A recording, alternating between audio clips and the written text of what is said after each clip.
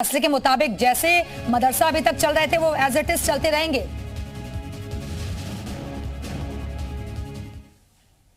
ऊपर जो सवाल खड़े हुए थे, खास करके संवैधानिकता को लेकर के जो सवाल खड़ा किया था हाईकोर्ट ने, उस सवाल का जो जवाब है वो सुप्रीम कोर्ट के आज फैसले से आ गया है। सुप्रीम कोर्ट ने हाईकोर्ट के फैसले को रद्द कर दिया है। सीधे तौर पर जो दखल थी स्टेट की या फिर कहें हाईकोर्ट की, उस दखल को भी खारिज किया है। हमारे साथ मदरसे के शिक्षक हैं, उनसे बातचीत कर लेते हैं। आपका नाम क्या है और आज के फैसले को आप कैसे देखते हैं? सुप्रीम कोर्ट ने जो फैसला सुनाया है। नाम हमारा अनवर है सर। सबसे पहले कि सुप्रीम कोर्ट के फैसले का सम्मान करते हैं हम। जो क्या कहेंगे, जो ये पूरा फैसला आया है कितना बेहतर होगा मदरसों के लिहाज से? जी, मदरसों के लिहाज से बहुत बेहतर है और हम लोग की तो यही दुआ है कि मदरसों को बरकरार रखा जाए। मदरसे में करीब 17 लाख बच्चे पढ़ते हैं। अगर ऐसा कुछ फैसला गलत हो जाता तो कहाँ जाते वो बच्चे?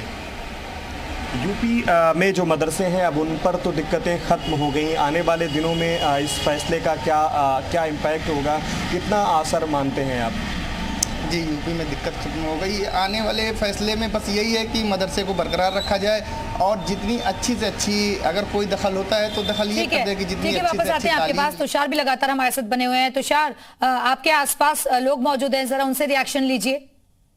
बहुत खुश हैं, एक दूसरे को मुबारकबाद पेश कर रहे हैं और टीचर एसोसिएशन के जो जनरल सेक्रेटरी साहब हैं दीवान जमा खान साहब व दीगर जो लोग इस लड़ाई को लड़ रहे थे, उन लोगों ने भी अभी मोबाइल पर मुबारकबाद पेश की है और खुशी का इजहार किया है। सर, बच्चे क्या कह रहे हैं इसको लेके? किस तरह से बच्चों को क्योंकि जिस तरह से इलाहाबाद हाई कोर्ट का फैसला आया था कि जो इसकी संवैधानिक मान्यता उसी को ही रद्द कर दिया था, इलाहाबाद हाई कोर्ट ने मदरसा एक्ट को पूरी तरह से रद्द कर दिया था। अब उस फैसले को सुप्रीम कोर्ट ने रद्द कर दिया, तो बच्चे किस तरह से इसको देखते हैं? बच्चे भी बड़े फिक्रमंद थे इस फैसले को लेकर।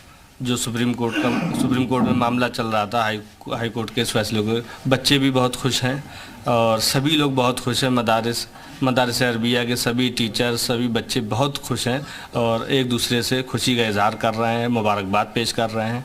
आप सभी लोगों को भी मुबारकबाद मैं पेश करता हूं और सभी मुल्क के सभी लोगों को मुबारकबाद पेश करता हूं। सुप्रीम कोर्ट का फैसला हम सबको कबूल है और बहुत अच्छा, बहुत खुशी का दिन है आज।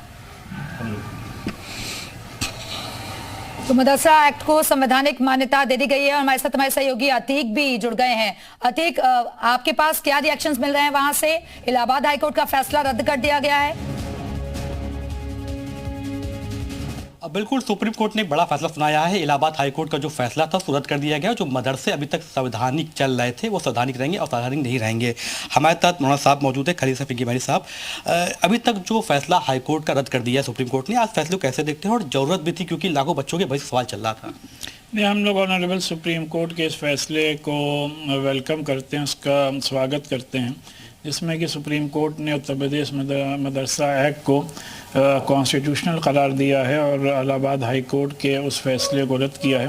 जाहिर सी बात है, उत्तर प्रदेश मदरसा एक्ट को ख़ुद उत्तर प्रदेश की हुकूमत ने बनाया था, तो उसको किस तरीके से अनकॉन्स्टिट्यूशनल करार दिया जा सकता था। और उससे हज़ारों नहीं लाखों लोग वाबस्ता हैं, टीचर्स हों या स्टूडेंट्स हों या स्टाफ हों। और आज सुप्रीम कोर्ट के इस फैसले के बाद सबने बहुत राहत की सांस ली है और हम लोग को बहुत खुशी और मसरत है कि हम लोग अपना तालीमी सफ़र बग़ैर किसी रुकावट के इंशाअल्लाह जारी रख सकते हैं। ये सुप्रीम कोर्ट ने कहा था कि हाई कोर्ट ने जो है मदरसे को समझने में थोड़ा सा जल्दबाजी कर दी थी। सुप्रीम कोर्ट ने मामले को समझा सुना और उसके बाद ये फैसला दिया। ये भी कहा जा रहा है कि क्वालिटी को लेकर रेगुलेट भी किया जा सकता है, मदरसे को लेकर तमाम तरह के सवाल खड़े हो गए थे, मगर जो फैसला हक में आ गया है, इससे बच्चों के भविष्य की बात चल रही थी। देखिए, जहाँ तक क्वालिटी के इम्प्रूवमेंट का सवाल है तो स्कूल हो, कॉलेज हो, यूनिवर्सिटी हो, मदरसा हो, सब में कंटिन्यूसली स्टैंडर्ड को इम्प्रूव करने का स्कोप रहता है और वो स्टैंडर्ड इम्प्रूव किया जाना चाहिए। और हम लोग मदरसों में भी स्टैंडर्ड को मुसलसल इम्प्रूव करने की कोशिश करते हैं। यही वजह है कि इस्लामिक एजुकेशन के साथ साथ हम लोग यहाँ मदरसों में इंग्लिश, हिंदी हो या कंप्यूटर्स हो, इसकी भी तालीम दी जाती है।